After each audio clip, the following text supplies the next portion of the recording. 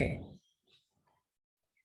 Good afternoon, everyone. Welcome to English for Tourism Industry class. In today's meeting, we are going to discuss about retailing tourism.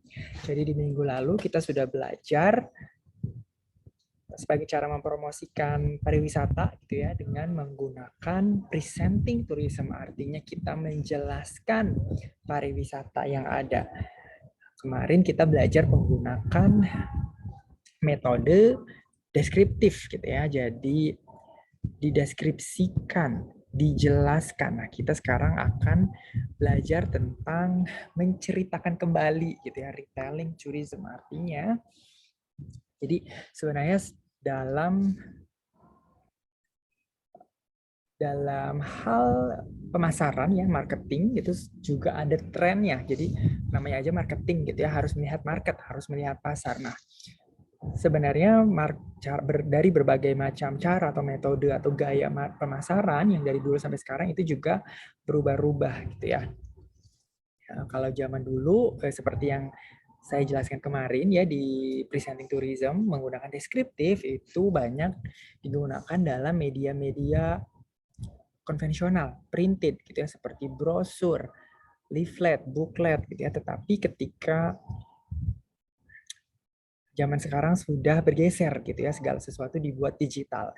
Bukan artinya cara mempresentasikan pariwisata dengan menggunakan deskriptif itu juga sudah tidak ada gitu, tetap masih ada. Seperti misalkan ketika membuat poster itu kan dalam bentuk digital juga bisa gitu ya untuk diposting di sosial media. Sebenarnya booklet, leaflet juga sekarang sudah dibuat secara digital dan bisa tanpa perlu dicetak gitu ya, bisa disebarluaskan secara digital juga gitu. Lalu sekarang semakin kesini gitu ya, zaman teknik metode pemasaran juga berubah, terutama setelah munculnya internet. Bahkan sebelum munculnya internet pun pemasaran itu sudah berubah. Contohnya kalau kalian melihat iklannya Dove gitu ya, shampoo Dove atau pasta gigi Sensodyne gitu ya, itu kan yang digunakan atau yang ditampilkan dalam iklannya adalah bukan selebritis atau public figure gitu ya, tetapi yang ditampilkan adalah orang biasa. Dan cara dia mempromosikannya itu seperti bercerita gitu ya, jadi membagikan pengalaman mereka, testimoni gitu ya. Nah, itu yang metode pemasaran ini yang makin populer gitu, terutama setelah hadirnya internet. Dengan adanya internet muncul juga gitu ya public figure baru, influencers gitu ya. Jadi awalnya itu blogger sebenarnya, lalu dari blogger setelah ada social media menjadi ada selebgram, ada seleb tweet atau disebut juga influencer, disebut juga key opinion leader. Lalu nanti ada vlogger, ada youtuber gitu ya yang memiliki jumlah following banyak di sosial media mereka gitu ya. Nah, akhirnya figur-figur ini pun dijadikan sebagai alat pemasaran, alat promosi gitu ya. Nah, ketika sebuah brand, sebuah perusahaan, sebuah merek menggunakan metode pemasaran seperti ini, artinya menggunakan figur-figur baru yang banyak followingnya atau jumlah pengikutnya di sosial media, metode pemasarannya juga tentu saja akan berubah gitu ya. Yang dari tadinya secara cetak, sebenarnya secara cetak pun ada sih yang menggunakan testimoni, seperti misalkan mohon maaf di gereja gitu ya, biasanya ada seperti surat kabar, buletin gitu ya yang berisi pengalaman-pengalaman dari para umat-umat gereja tersebut gitu ya, untuk berbagi kisah hidup agar menjadi pelajaran bagi umat yang lainnya.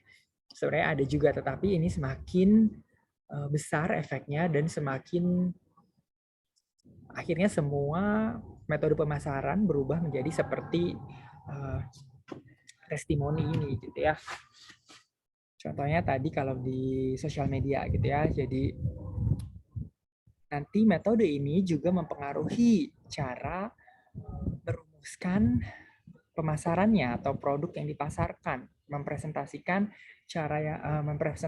produk yang dipasarkan juga tentunya berbeda gitu ya. Kalau metode-metode printed atau konvensional tadi iklannya itu dibuat menjelaskan produk yang diiklankan. Nah, kalau menggunakan testimoni artinya adalah bentuk penceritaan ulang gitu ya. Jadi orang yang sudah menggunakan, orang yang sudah pernah merasakan dari satu produk, dia memberikan bagaimana pengalaman dia ketika atau setelah menggunakan produk atau layanan tertentu gitu ya. Sehingga nanti cara merumuskan materi promosinya pun berbeda gitu ya. Kalau kemarin menggunakan deskriptif tetapi ketika mempromosikan barang atau itu layanan jasa gitu ya, termasuk juga pariwisata, dengan menggunakan testimoni itu nanti bentuknya berupa recount. Jadi deskriptif, recount, nanti ada satu lagi naratif, kita akan belajar juga. Itu sebenarnya merupakan bentuk-bentuk teks gitu ya, tetapi sebenarnya bukan hanya bisa diaplikasikan kepada teks, tapi dalam merumuskan materi-materi verbal pun bisa digunakan gitu ya sebenarnya. Jadi apa sih recount ini? Recount adalah jenis naskah atau teks untuk menceritakan kembali pengalaman atau peristiwa di masa lalu gitu ya. Jadi ketika sebuah barang, produk atau jasa menggunakan teknik pemasaran testimoni gitu ya. Artinya si orang atau figur yang mengiklankan itu harus atau dibuat seolah-olah pernah merasakan atau merasakan layanan atau jasa atau menggunakan produk tertentu yang diiklankan. Ya, jadi kalau dalam hal pariwisata berarti ketika menggunakan metode testimoni, kita menulis atau merancang materi promosi dalam bentuk recount, subjek yang kita desain untuk mempromosikan itu dibuat atau sebenarnya harus gitu ya, atau paling tidak dibuat seolah-olah dia ini sudah pernah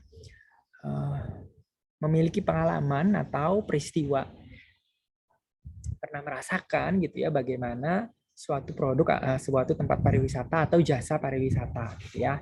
Jadi teks recount ini memberikan informasi dengan menceritakan ulang pengalaman dan prestasi atau pencapaian gitu ya.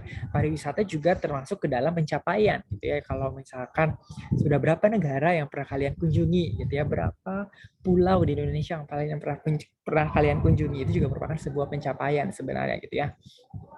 Nah, artinya ketika walaupun nanti dalam merumuskan naskah atau teksnya itu juga sebenarnya masih menggunakan teknik deskriptif juga gitu ya. Jadi dijelaskan tetapi dibumbui atau dibarengi oleh atau dibuat seolah-olah subjek yang mempromosikan ini pernah mengalami atau menggunakan produk atau jasa pariwisata tersebut gitu ya. Nah, struktur dari recount ini nantinya akan berbeda dengan deskriptif atau dengan naratif gitu ya. Struktur dari teks recount itu adalah orientation. Yang pertama yaitu memperkenalkan tokoh, tempat, dan waktu gitu ya. Kalau pariwisata mungkin nanti tidak memperkenalkan tokoh, tapi memperkenalkan tempat. Nah, nanti kalau waktu itu dibuat sebagai keterangan, misalkan ketika berkunjung ke Indonesia, kira-kira pas musim apa gitu ya, yang paling tepat. Kalau musim hujan tentu saja kurang tepat karena nanti tidak bisa menikmati tempat-tempat wisata dengan leluasa gitu ya karena terhalang hujan. Lalu setelah orientation, naskah promosi dilanjutkan dengan event, menggambarkan serangkaian kejadian yang terjadi di masa lampau dengan susunan rangkaian yang kronologis. Jadi ketika menceritakan tentang sebuah tempat pariwisata, si subjek promotor gitu ya, kita sebutnya subjek yang mempromosikan, si promotor ini akan menceritakan ulang pengalaman dia selama mengunjungi sebuah tempat pariwisata. Apa saja yang dia lakukan di sana, apa saja yang dia lihat di sana, apa saja yang dia makan gitu ya, bagaimana tempatnya. Sebenarnya nanti jatuhnya mendeskriptifkan juga, tetapi dibuat dengan atau melalui kacamata atau lensa pengalaman pribadi gitu ya. Ini yang akan membedakan dengan deskriptif. Kalau deskriptif biasanya dibuat seolah-olah itu adalah penggambaran umum gitu ya. Lalu berikutnya ada reorientation atau menyatakan pendapat atau kesan terhadap cerita tersebut. Jadi setelah mengunjungi suatu tempat wisata, apa pengalaman yang didapat, apa kesan yang didapat itu, apakah menyenangkan? Aku akan balik lagi. Ternyata tempat pariwisata ini tidak menyenangkan, bikin kapok. Saya tidak merekomendasikan. Gitu ya, ini bisa ditaruh di reorientation. Lalu berikutnya karakteristik dari naskah atau teks recount gitu ya. Yang pertama introducing personal participant. Jadi subjek yang mempromosikan atau promotornya tadi itu siapa gitu ya. Apakah I artinya adalah saya seorang atau my group, saya dan teman-teman ya, karena biasa berlibur itu bersama teman-teman atau bersama dengan seseorang gitu ya. Jarang sekali sendiri, walaupun banyak juga sih solo traveler ya. Lalu berikutnya karakteristik dari text recount adalah menggunakan chronological kata penghubung yang kronologis gitu ya, seperti misalkan then atau then, kemudian first we arrive at the Adi Sucipto Airport gitu ya. Pertama kami tiba di Bandara Adi Sucipto, and then lalu kemudian we went to our hotel, kami pergi ke hotel kami to check in gitu ya. Jadi ada penghubung urutannya gitu, kata-kata penghubung yang menunjukkan urutan. Lalu biasanya dalam text recount juga digunakan linking verb, kata kerja penghubung seperti was, where, saw, heard, dan lain-lain. Lalu menggunakan, karena ini dilihat dari sudut pandang personal gitu ya, text recount ini, maka kata kerja yang digunakan adalah action verb seperti look, go, change.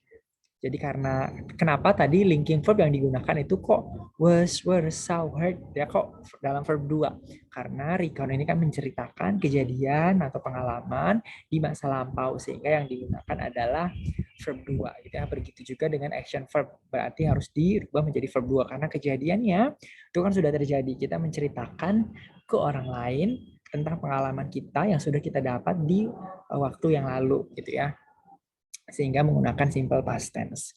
Nah, berikut ada contoh dari text recount ya.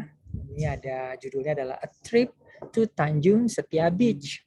Last year, at the end of the year, my wife and I decided to spend our holiday at Tanjung Setia Beach, which located around 234 kilometers from Bandar Lampung. Nah, subjek promosinya atau promotornya adalah my wife and I, saya dan istri saya gitu ya. Kita sudah tahu siapa gitu ya tokohnya. Lalu berikutnya where, Tanjung Setia Beach, pantai Tanjung Setia gitu ya. When, kapan, at the end of the year, akhir tahun lalu ya. Ini artinya paragraf pertama ini adalah orientation, berupa orientation. Kita lihat paragraf kedua. When we arrived at the beach, we were surprised to see the beautiful view at the beach. After having a quick dip in the ocean, which was really cold and windy, we realized that there were not many people there. We thought that it happened because it was too windy there during that time, but we finally realized that it was Christmas holiday. So almost all of tourists who are used to spend time there went back to their country. Nah, paragraf kedua ini merupakan eventnya gitu ya, apa yang kita lihat, apa yang kita amati di sana melalui sudut pandang pribadi kita gitu ya. Paragraf berikutnya, after spending a few times swimming in the beach, we bought some hot chips at the takeaway store nearby, and we rode our bikes down the beach for a while on the hard, damp part of the sand. The next day, we visited Labuan Jukung Beach. There, we were amazed to see the high wave owned by the beach, because it was so high that nobody was brave enough to surf on it that time. Ini kalimat ketiga juga masih sama ya, event. Jadi mengamati, yang pertama itu mengamati tempatnya gitu ya, lalu yang kedua mengamati objek pariwisatanya ini seperti apa, ombaknya besar gitu ya. Lalu apa yang dia lakukan di sana, dia juga ceritakan ya, jalan-jalan naik sepeda gitu ya, lalu ada penghubung, kata penghubung yang digunakan the next day, gitu ya, itu juga merupakan kata penghubung. Lalu kalimat terakhir, the third day there, we decided to go home when we finally back. We decided to go home when we finally made it back home. We were both totally exhausted because of the trip, but we were so happy to travel such an amazing beach Lampung province has. Nah, ini merupakan kesimpulan gitu ya, reorientation. Jadi seperti kesimpulan.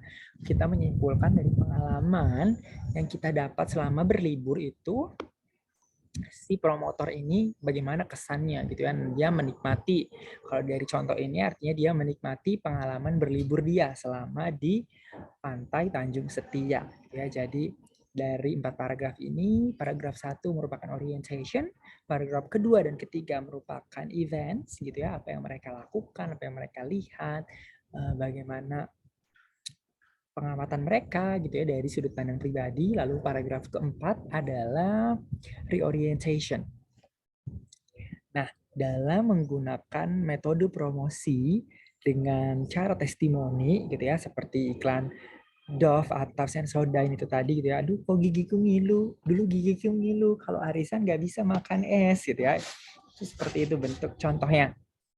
Selain menggunakan text recount, bisa juga menggunakan struktur penulisan naratif gitu ya. Naratif ini biasanya digunakan untuk menulis cerita sebenarnya, seperti dongeng gitu ya, cerpen, novel, banyak sekali yang ditulis dalam bentuk naratif. Tetapi karena sudut pandang personal itu tadi, teks naratif pun banyak digunakan dalam mempromosikan karya pariwisata gitu ya. Karena nantinya promosinya ini akan lebih personal karena ditulis atau dirancang dari sudut pandang pribadi. Jadi naratif juga sama gitu ya, fokus kepada cerita.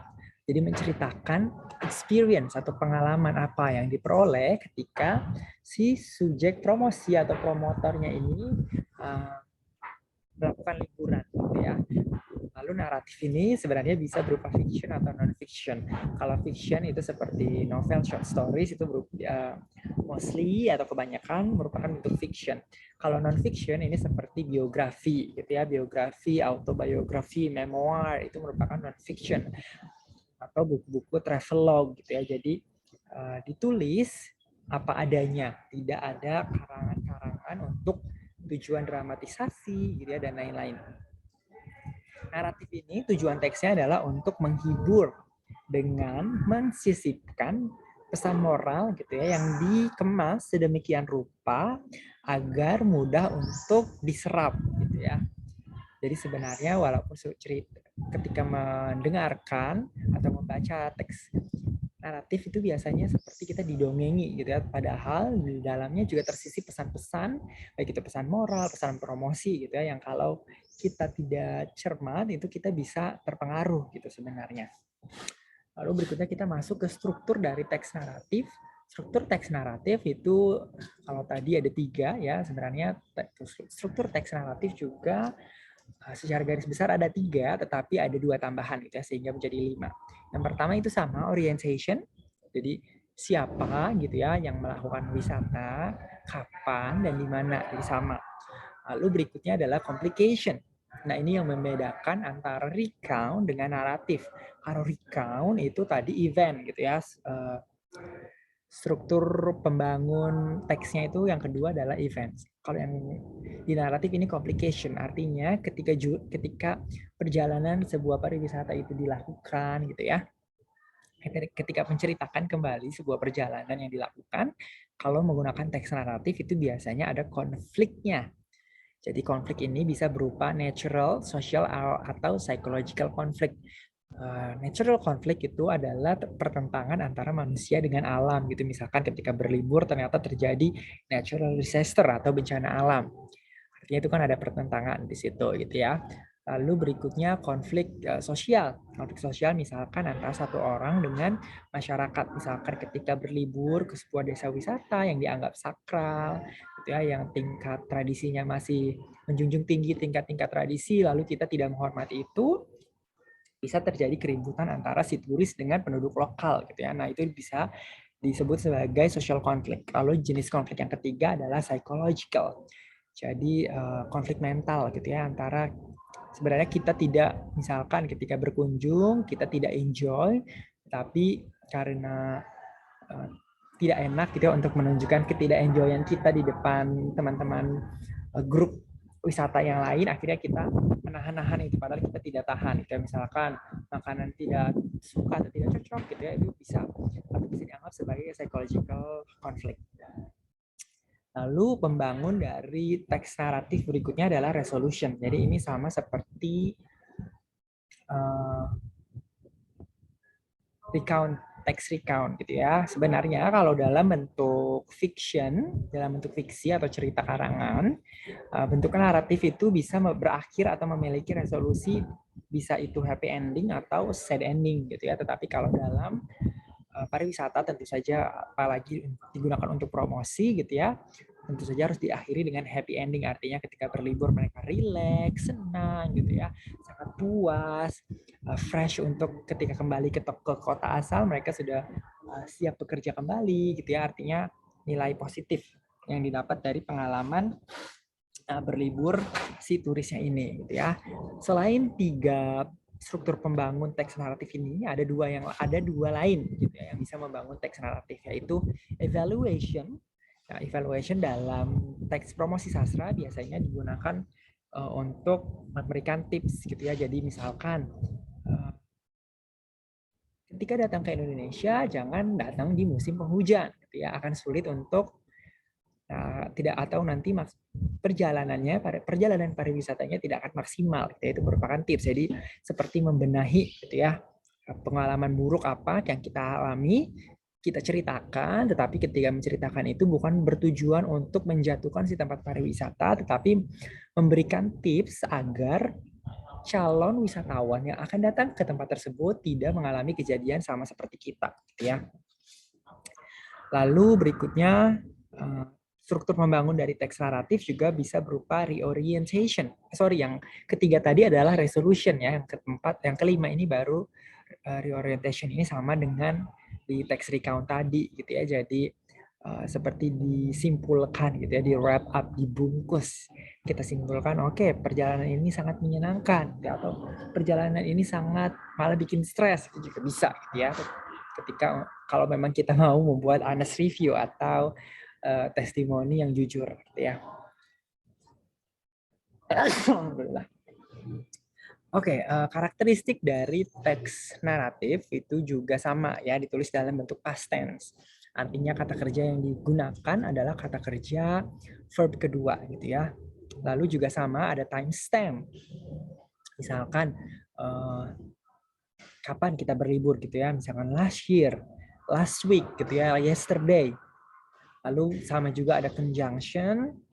Lalu yang digunakan ya spesifik karakteristik. Jadi ketika mendeskripsikan sebuah objek pariwisata atau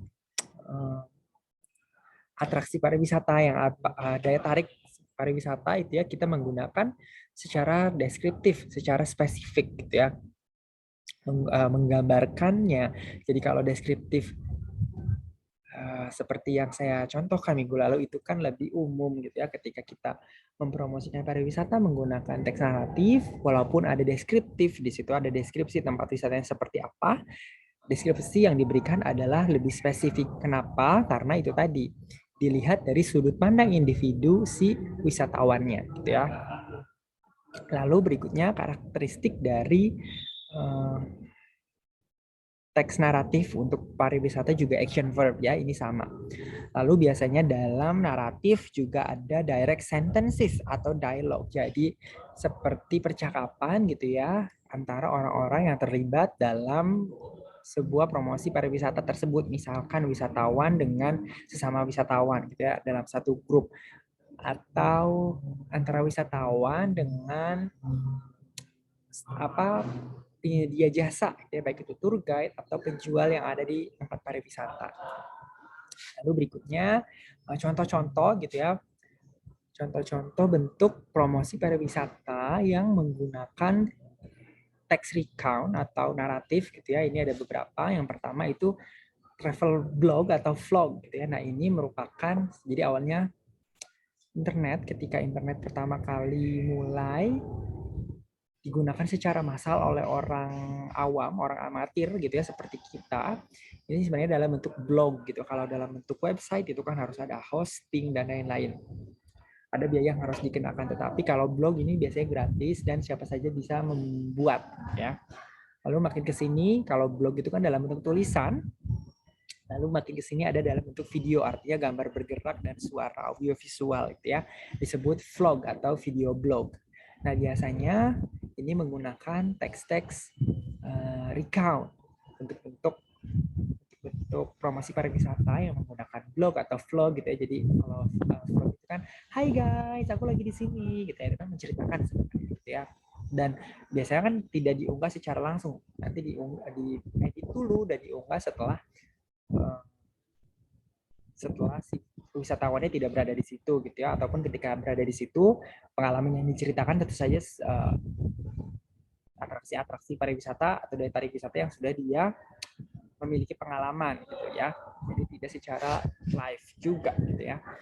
Lalu kalau dalam internet gitu ya, kalau dalam TV ada beberapa TV program yang seperti My Trip My Adventure, Jejak Petualang ini dulu di TV One. Sekarang di lupa saya masih ada atau tidak. Bukan TV One, sorry. TV 7. Kalau sekarang jadi Trans 7. Dulu ada namanya Jejak Petualang. Lalu ada juga di Trans TV ada acara wisata namanya Koper dan Ransel. Jadi membandingkan gaya berlibur antara yang budgetnya pas-pasan gitu ya, disimbolkan dengan menggunakan koper, dan gaya liburan yang pas-pasan menggunakan ransel, dan gaya liburan yang mewah menggunakan koper. Nah, acara-acara TV ini juga sebenarnya menggunakan bentuk text recount gitu ya. Jadi si host dari acara-acara atau program-program TV ini gitu kan, dia menceritakan apa yang dia alami, apa yang dia lakukan selama berlibur gitu ya. Lalu bagaimana dengan bentuk promosi pariwisata yang menggunakan teks naratif? Jadi tadi kita ingat lagi, antara recount dan naratif yang membedakan adalah adanya konflik. Kalau di teks recount itu tidak ada konflik, sedangkan di teks naratif itu ada konflik.